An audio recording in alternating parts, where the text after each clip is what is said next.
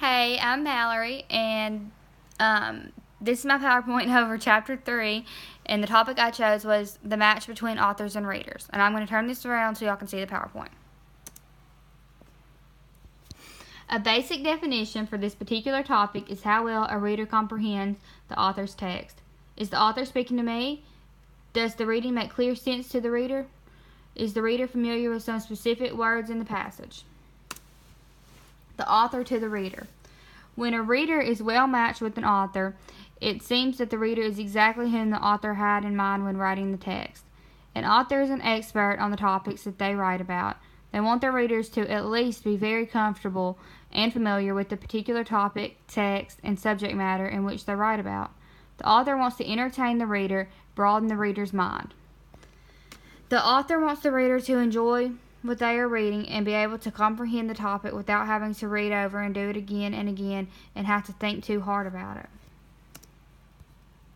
The reader to the author. When readers and authors match up, comprehension often seems to be a natural byproduct. When the readers match to the author, it is a natural response from the reader towards the text. They read with ease and comprehend without thinking twice.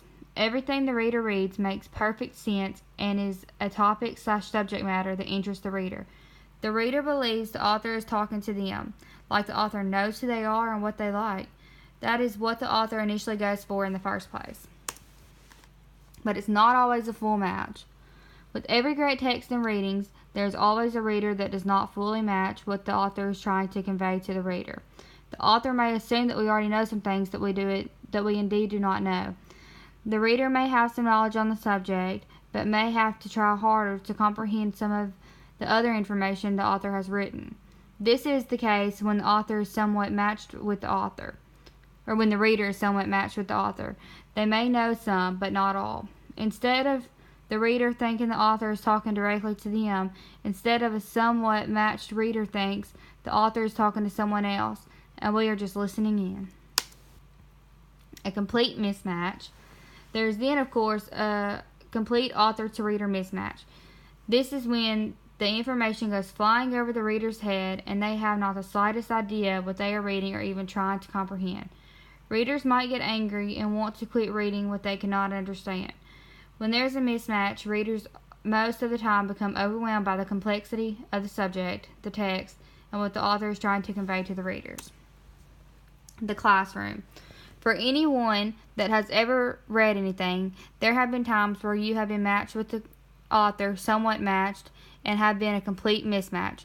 This is also true with the students that we are trying to teach. They may not already know what the author assumes they already know.